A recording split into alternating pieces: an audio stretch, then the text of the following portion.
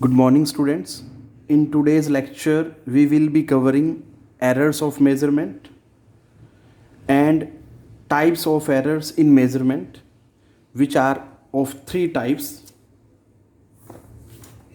And later on, we will be covering absolute error, mean absolute error, relative error, fractional error, and last, that is percentage error.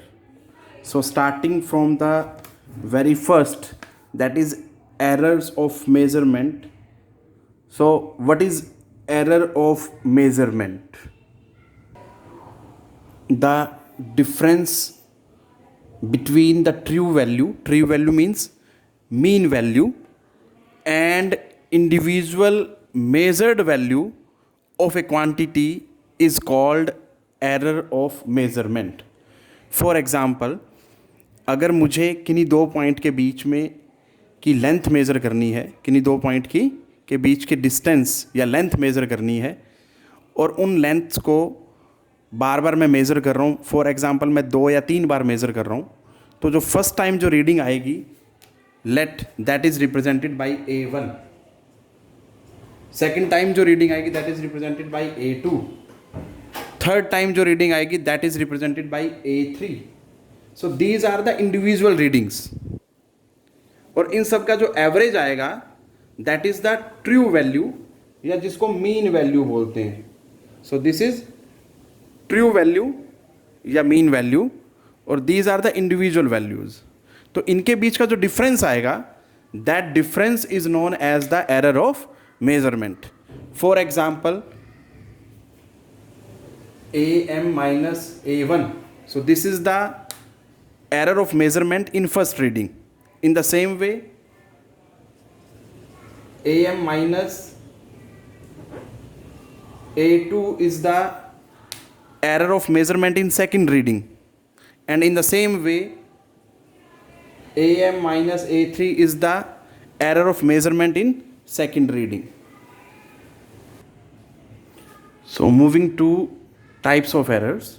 So errors in measurement can be broadly classified in three types. So these types are as systematic error, next is random error, and third one is gross error. So we are going to study these three errors in measurement one by one. So moving to the first error, that is systematic error. So these are those errors that tend to be in one direction, either positive or negative. अभी मैंने जो आपको difference लेके दिखाया था AM minus A1 या AM minus A2, इस तरह से जो डिफरेंस आ रहा था, तो वो कह रहा है कि if that is systematic error, तो उस पर्टिकुलर केस में या तो ये डिफरेंस पॉजिटिव होगा या ये डिफरेंस नेगेटिव होगा, किसी एक डायरेक्शन में प्रोपेगेट करेगा वो, either it will be positive और it will be negative. The cause of these errors are known to us. इन एरर्स का कारण भी हमें पता होता है.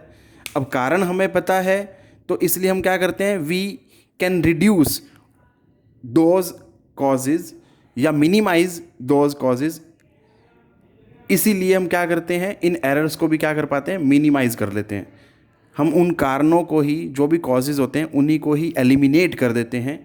As a result of that systematic error जो है that can be minimised. So now we are moving to sources of systematic error. मतलब ऐसे कौन कौन से सोर्सेज हैं, किन किन की वजह से एरर जो है एंटर करता है सिस्टम में, सिस्टमेटिक एरर्स, वो स्टार्ट कर रहे हैं. So moving to sources of systematic errors. So सबसे पहला जो है दैट इज़ इंस्ट्रूमेंटल एरर. अब इंस्ट्रूमेंटल एरर क्या होता है, ये वो एरर होता है which arise due to imperfect design और मैन्युफैक्चरिंग ऑफ द इंस्ट्रूमेंट. मतलब इंस्ट्रूमेंट के डिज़ाइन में ही कोई इश्यू हो, उसकी वजह से जो एरर इंट्रोड्यूस होता है, जो एंटर करता है, that is known as the instrumental error. This one is the source of the systematic error. Next moving to the second source, that is imperfection in experimental technique. For example, अगर हम temperature की measurement को ही लें, कोई doctor अगर temperature measure करता है तो वो मुंह में थर्मामीटर लगाते हैं, कई डॉक्टर आर्म पिट पे लगाते हैं, कई इंफ्रारेड थर्मामीटर्स यूज़ करते हैं। तो ये जो इम्परफेक्शन है, बेसिकली अगर मैं सेम मर्करी थर्मामीटर को ही लें हम, तो मुंह में रखने पे और आर्म पिट्स पे रखने में, दोनों ही जगह पे रखने पे डिफरेंट टेम्परेचर नोटिस होगा। सो this is basically that is the imperfection in experimental technique. ये एक एग्जाम्पल लेके समझाया गया है आपको। नेक्स्ट है पर्सनल एरर। पर्सनल एरर क्या है? These errors arise due to inexperience of the observer, such as, अगर वो इनएक्सपीरियंस्ड इन द सेंस, मान लीजिए कोई ऑब्जर्वर है, वो कोई रीडिंग लेना चाह रहा है और उसकी आइज में डिफेक्ट है, तो that will be termed as personal error. Now moving to the next cause, जो सोर्स ऑफ सिस्टमेटिक एरर है, that is errors due to external causes.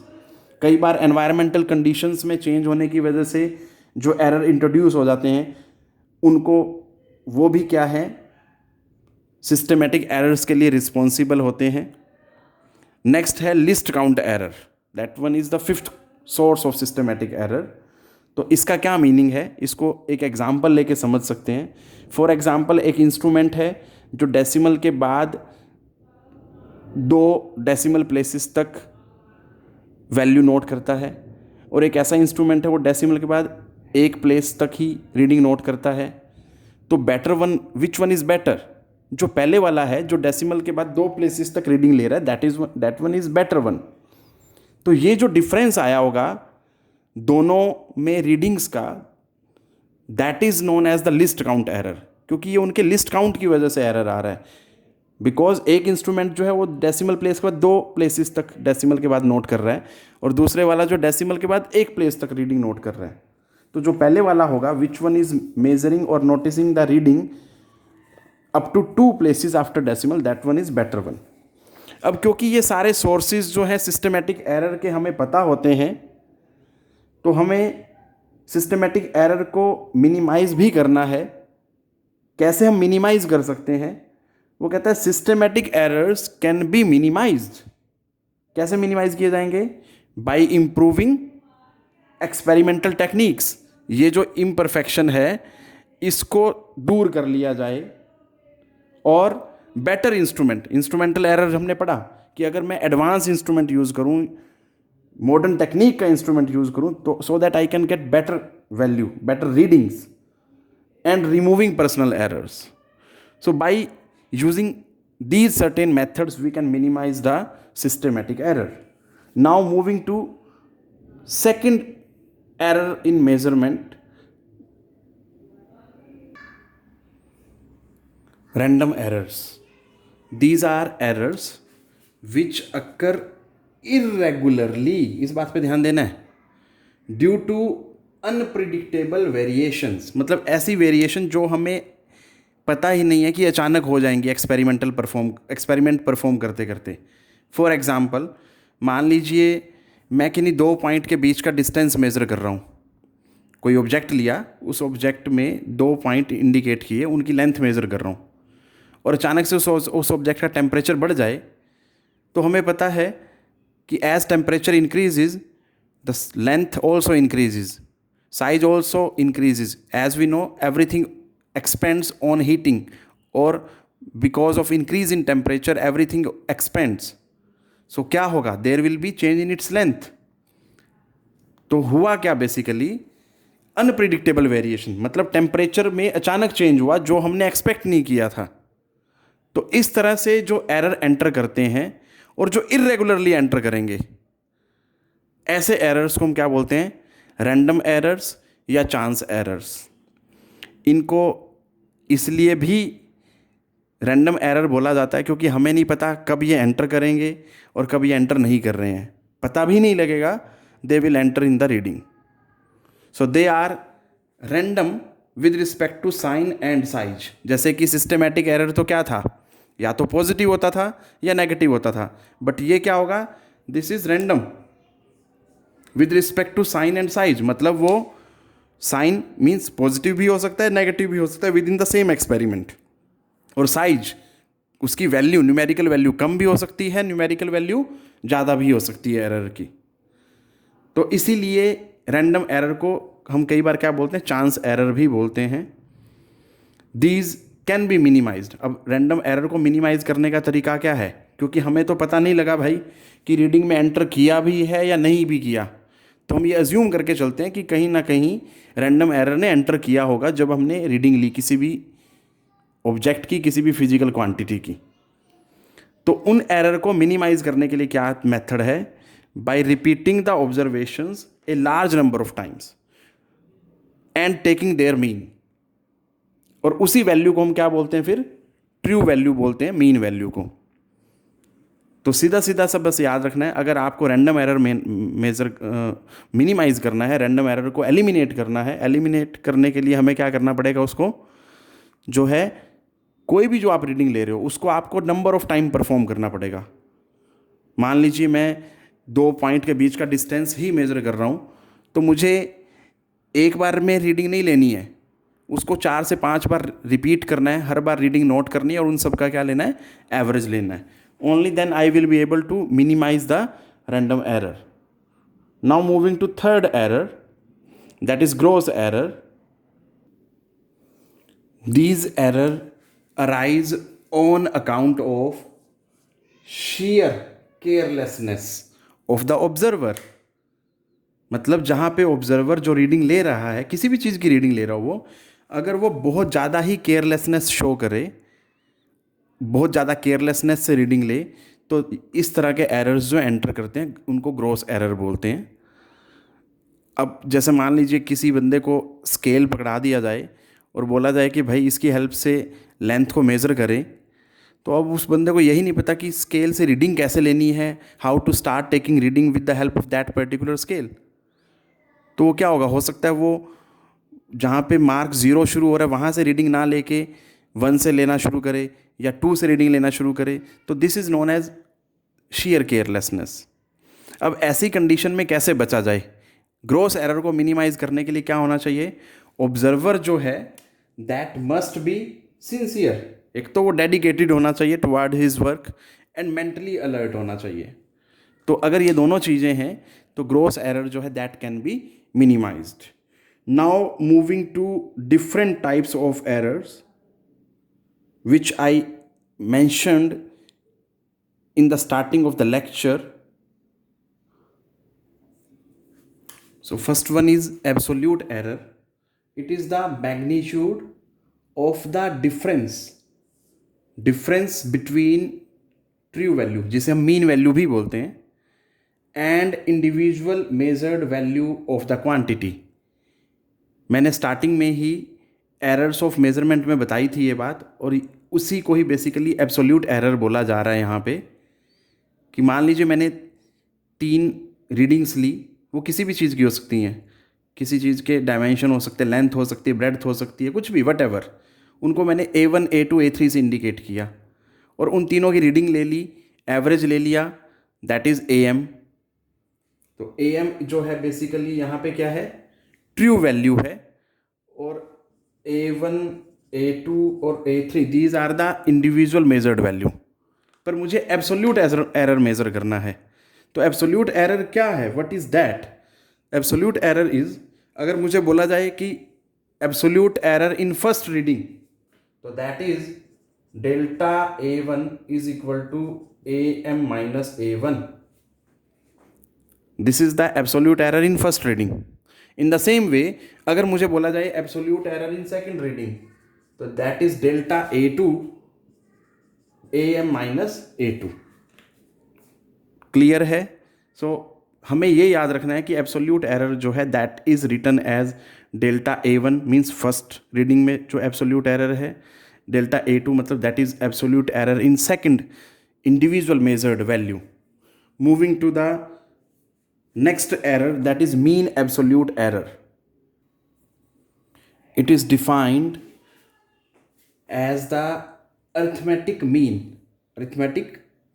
मतलब average of the magnitude of absolute errors in all the measurements.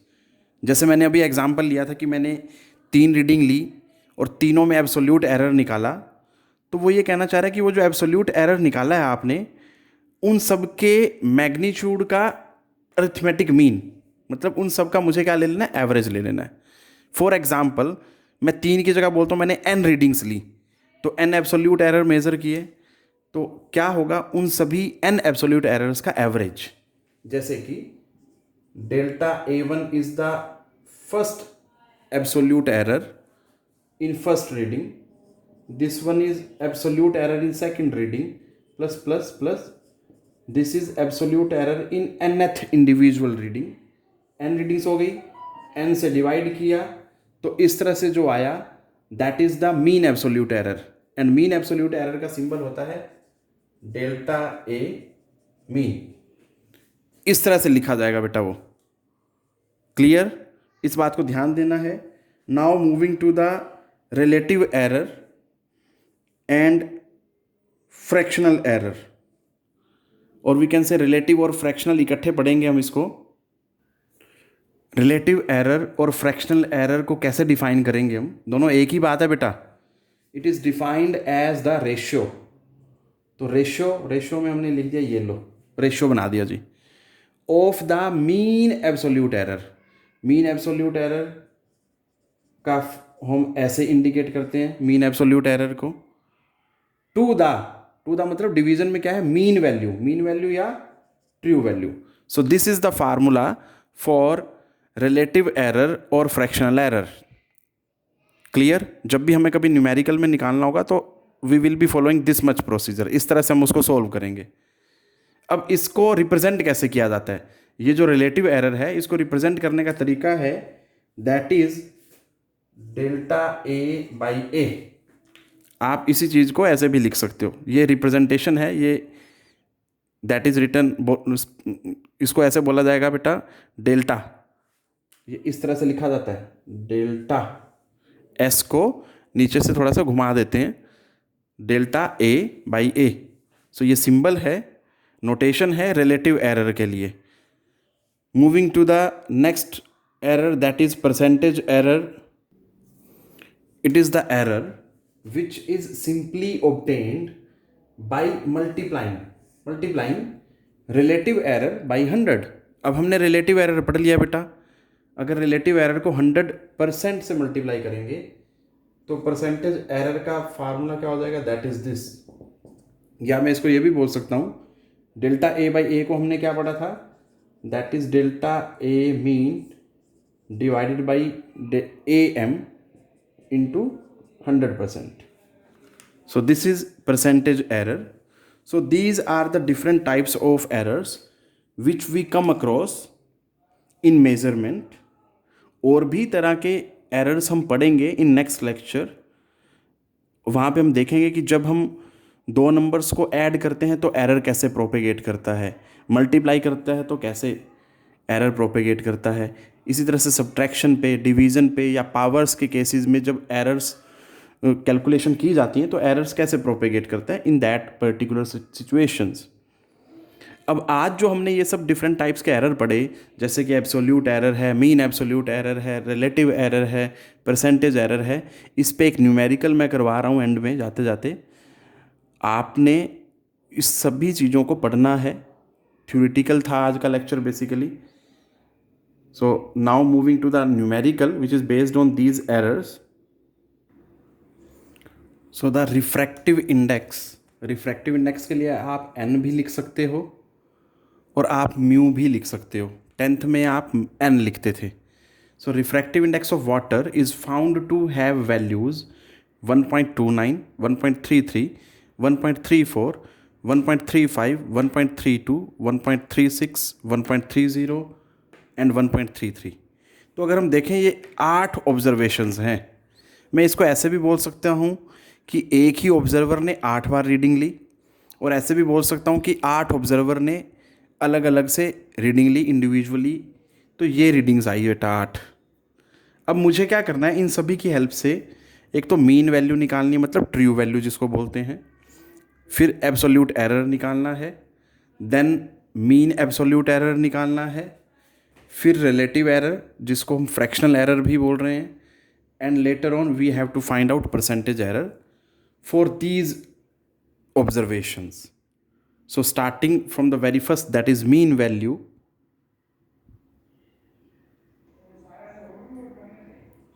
So mean value में क्या है, सबकी individual values को हमने add किया. 8 रीडिंग्स थी तो 8 से डिवाइड किया, वी गॉट 1.3275. उसको राउंड ऑफ करके हमने लिया 1.33. सो मीन वैल्यू जो आई या एवरेज वैल्यू या जिसको ट्रू वैल्यू बोलते हैं, दैट इज़ 1.33. तो एब्सोल्यूट एरर में क्या है, हमने फार्मूला पढ़ा है. अगर मुझे फर्स्ट ऑब्जर्वेशन में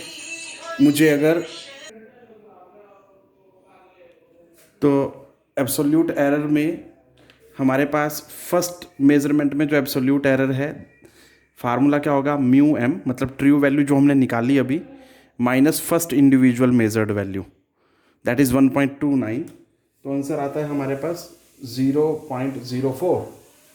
इसी तरह से अगर मैं सेकंड के लिए देखूं एब्सोल्यूट एरर, तो फिर मीन वैल्यू 1.33 में से 1.33 ये सेकंड इंडिविजुअल वैल्यू है, तो एरर आएगा absolute error that is 0. Moving to third absolute error, फिर mean value minus individual measured value, तो ये आता है माइनस में 0.01. इसी तरह से फोर्थ के लिए देखूंगा तो 1.33 माइनस 1.35 फोर्थ वैल्यू है, तो ये आएगा minus 0.02. Moving to fifth, 1.33 minus 1.32, तो ये मुझे देगा दैट इज़ 0.01. फिर नेक्स्ट माइनस 1.36, तो minus 0.03. Now moving to seventh, mean absolute value जिसको मीन एब्सोल्यूट एरर बोल रहे हैं यहाँ पे मैं, 1.30 माइनस जो आंसर आएगा दैट इज 0.03. लास्ट जो एब्सोल्यूट एरर है that is 1.33 minus 1.33 again that is 0. So these are the absolute errors in 8 individual readings. ये उनकी इंडिविजुअल्स की रीडिंग्स थी और फिर उन सभी के कॉरस्पॉन्डिंग हमने एब्सोल्यूट एरर निकाले. ये अब आप यहाँ पे देख सकते हो, ये देखो ये नेगेटिव भी आ रहे हैं, ये पॉजिटिव भी आ रहे हैं और ये ज़ीरो भी आ रहा है. तो एब्सोल्यूट एरर जो है किसी भी तरह का आ सकता है, पॉजिटिव, नेगेटिव, ज़ीरो. बट जब हम मीन एब्सोल्यूट एरर लेंगे नेक्स्ट पॉइंट, तो उस सभी में हमने क्या करना है, इन सभी का मैग्नीट्यूड लेना है, मतलब we will be ignoring the negative sign. So moving to the next part that is mean absolute error. Mean absolute error का फार्मूला क्या बनेगा, क्योंकि हमारे पास 8 एब्सोल्यूट एरर्स थे तो उन सभी का हमने मैग्नीट्यूड लिया बेटा. Magnitude of first absolute error, then second, then third, then fourth, fifth, six, seventh, eighth, सबका एवरेज लिया क्योंकि मुझे निकालना है मीन एब्सोल्यूट एरर. तो सबकी जो वैल्यूज़ जो नेगेटिव में भी थी, क्योंकि ये मैग्नीट्यूड ले रहे हैं, मैग्नीट्यूड मतलब हमने साइन को इग्नोर करना है. नेगेटिव है तो पॉजिटिव लेना है, पॉजिटिव को ऑलरेडी ही पॉजिटिव लेना है बेटा. तो सभी को हमने देखो पॉजिटिव लिया है, सबको ऐड किया, 8 से डिवाइड किया, तो वी आर गेटिंग 0.0175. उसको राउंड ऑफ किया तो दैट इज़ 0.02. ये हमारे पास आ गया mean absolute error. Next moving to relative error और फ्रैक्शनल एरर. तो इसका हमने जो फार्मूला ऑलरेडी पढ़ा है बेटा, रिलेटिव एरर या फ्रैक्शनल एरर का, that is delta mu mean, मतलब मीन एब्सोल्यूट एरर डिवीजन में क्या है, ट्रू वैल्यू या मीन वैल्यू. बट ये बात याद रखनी है, रिलेटिव एरर जो होगा हमेशा प्लस माइनस की फॉर्म में होगा. ये बात हमेशा ध्यान रखनी है आपने, चाहे वो पूछे या ना पूछे, आपने हमेशा आंसर जो है रिलेटिव एरर के केस में प्लस माइनस में ही निकालना है. ये ध्यान रखना बेटा, क्योंकि ये एक रेंज की फॉर्म में आता है एरर जब भी होता है. तो इसमें अगर इसी न्यूमेरिकल को देखें तो क्या क्या वैल्यूज़ आई थी हमारे पास, that was plus minus 0.02 divided by mean value थी 1.33. तो इसमें भी डेसिमल के बाद 2 डिजिट हैं, इसमें भी डेसिमल के बाद 2 डिजिट हैं, मतलब 2 प्लेस तक वैल्यू है। तो डेसिमल ख़त्म करेंगे तो फाइनल जो सॉल्यूशन आएगा that will be 0.015, that is plus minus. So ये हमने ध्यान रखना है बेटा। अगर इसको फर्दर सिंप्लीफाई कर दें तो दैट विल बी, बस इसको आप यहाँ भी छोड़ सकते हैं, फर्दर सॉल्व करना चाहें तो फर्दर सॉल्व कर सकते हैं डेसिमल हटा के। नेक्स्ट है हमारा जो है 5th type, that is percentage error. तो हमारे पास जो फ्रैक्शनल एरर आया था दैट वाज दिस +-0.015, और मैंने आपको बताया था परसेंटेज एरर के लिए हमने 100% से मल्टीप्लाई करना है। इस चीज़ को सोल्व किया तो आंसर जो आ रहा है that is +-1.5%। So this is your percentage error. So बेटा this was all about today's lecture. आज का लेक्चर थ्योरी ज़्यादा था बेटा, पर ये जो लास्ट न्यूमेरिकल किया है, जो इस तरह के जो एरर पड़े थे, ये ज़रूर आपने प्रैक्टिस करने हैं, ध्यान से करें। अगर आपको कोई डाउट हो तो आप मुझसे कांटेक्ट कर सकते हैं। रेगुलरली पढ़ते रहें बेटा। नेक्स्ट लेक्चर में हम डिफरेंट टाइप्स के एरर डिस्कस करेंगे। सो मैं एक्सपेक्ट करूँगा कि आप ये सब जो पढ़ाया गया है इस लेक्चर में, you will be covering this at home. Okay, stay at home, take care बेटा।